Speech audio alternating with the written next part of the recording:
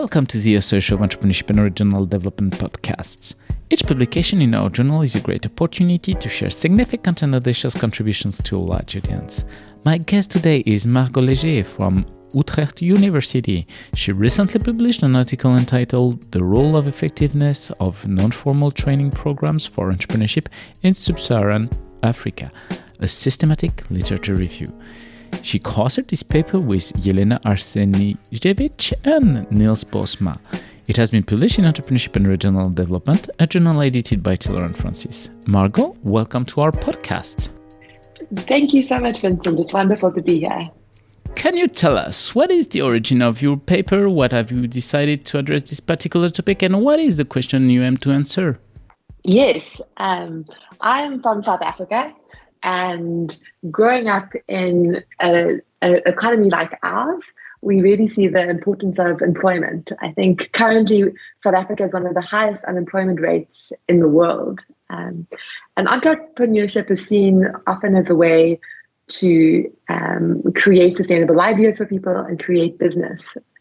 So when I started doing my PhD research, looking at entrepreneurship, education, and training, it really struck me how this could be used as a tool for development.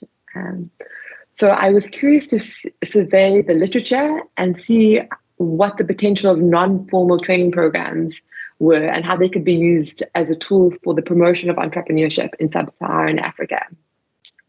This led me to explore these sorts of training programs because often I felt that because of people's educational backgrounds, they weren't able to necessarily access formal training, for example, through universities or other training programs. And there were instead lots of these shorter or less formal programs that were developing across the continent, often funded by development agencies or governments. And these were seen as a way to help people launch entrepreneurial careers and create livelihoods for themselves.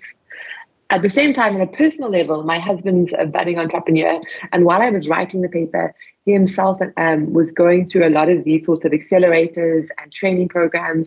So it was fascinating to look at the literature and see what sorts of training programs were available on the continent while he was, doing this himself in Cape Town. So that really brought a personal dynamic into the research. What are the main contributions of your paper? So I think the main contributions of the paper vary. I think when me and my co-authors initially went into the research, we were hoping to try and see if we could draw out a gold standard or really look at what sorts of programs or characteristics of programs were working in more the developing context in sub-Saharan Africa. And this was largely driven by the fact that a lot of this research had been done in Western or context, and we were interested to see what this looked like in sub-Saharan Africa instead.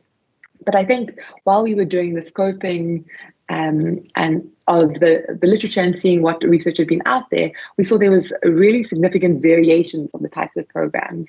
And there was a lack of evaluation, and we really felt that going forward, there was a broad opportunity for the research to really take into consideration and for these programs to make sure that they were incorporating certain elements. And these three elements were identified in the paper as being more of a contextualization of the content to make sure that the training programs were putting into place pedagogical models that made sense in the environment itself, that these programs were appropriately targeting the right type of audience, that they weren't putting any vulnerable populations into risk by encouraging them to take on the challenges of being entrepreneurs when maybe they were rather better suited for other sorts of work.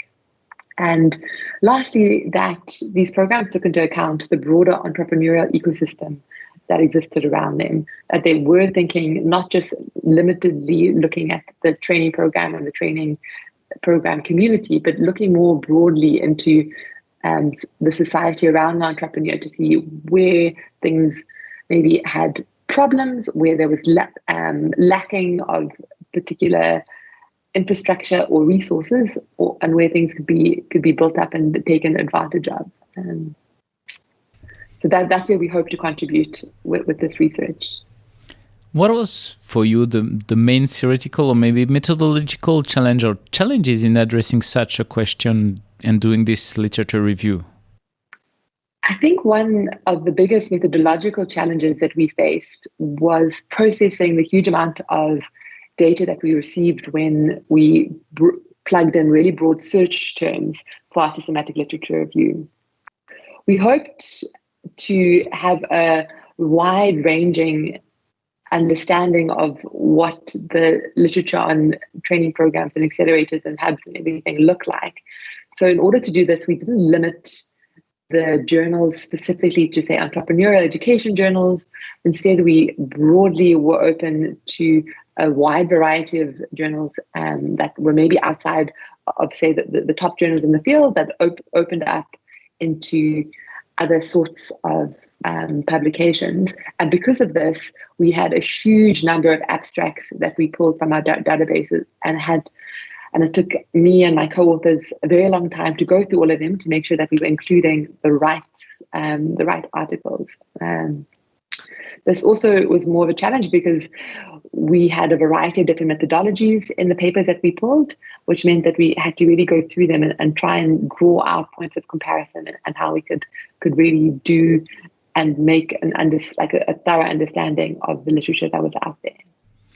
From a theoretical perspective, a lot of the papers that we looked at were quite practical in nature, that they were looking at a specific program and were evaluating it. And it was challenging to really try and draw together a bit of a comprehensive theoretical understanding of the various papers because of just the diversity. So we ended up going more broadly looking at like entrepreneurial ecosystems and contextualization as areas that we saw lacking in the current research fields, to try and more strongly create a bit of a theoretical hook for future research. During your research journey, what was your biggest surprise or maybe the most counterintuitive result? I think it wasn't necessarily a huge surprise. Something that was very counterintuitive, or at least something that I didn't maybe understand so deeply at the beginning of the research, was just how difficult it is to evaluate what is success in terms of entrepreneurship in these settings. How do we really know if entrepreneur or the enterprise at the end of a training program is either a success or a failure? It's such a loose and contextually dependent outcome. And because of this, it was made it hard for us to really say with certainty when a program was going to be successful or not. So I think this is something going forward when we look at what we can suggest for how to better evaluate or better think about these programs in the future. There is still this fundamental challenge that is hard to really understand whether or not, on the face of it, the programs are succeeding or not. And it's quite an expensive and long-term challenge to try and pick really what's at the core of it. And I think because of this, I was surprised that there wasn't more qualitative research done in this area. That quite a lot of the research was either randomized controlled trials or quantitatively trying to get an understanding of this, when actually, because it's such a gray and more nuanced domain, there's a lot of space for interesting qualitative research to take place. Something else that I was surprised about was the lack of practical discussion in terms of who is going to pay for these programs, what it meant in terms of sacrifice for these entrepreneurs to engage in this type of training, etc., etc. I think that a lot of these programs were either once off or weren't really thinking about the long term, and they needed to be a little bit more long term thinking about how this would be able to be a sustainable intervention in order for this to really have very valuable development outcomes in the long term.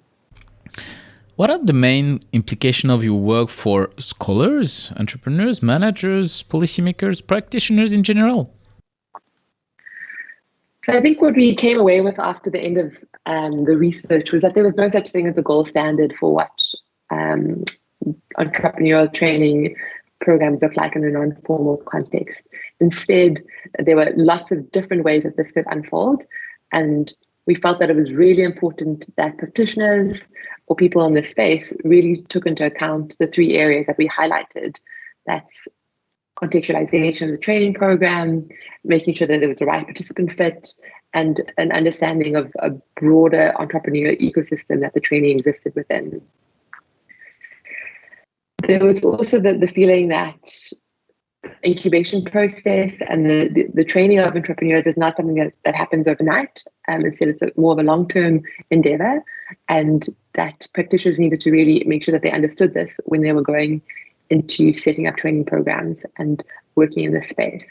Something that we didn't see much of, but I think would have been a very important thing for practitioners to bear in mind, was thinking about these sorts of training programs outside of just monetary success or business success, to try and think more broadly about the overall happiness or fulfillment that some of these entrepreneurs could have got out of engaging in this sort of, perhaps new career or more better and stronger understanding of what it meant to engage in entrepreneurship. So I think that there's lots of hopefully useful takeaways out of the research, and I really hope that these sorts of development programs that are engaging in these sorts of trainings and educational elements think about this in terms of the various pillars that we identify, because I think that could then add a much more effective and ultimately successful way of engaging with entrepreneurship development on the continent. Thanks a lot, Margot, for participating to our show and presenting your paper entitled The Role and Effectiveness of Non-Formal Training Programs for Entrepreneurship in Sub-Saharan Africa, a systematic literature review. All our podcasts are available on entrepreneurship-erd.com and on the main podcast platforms.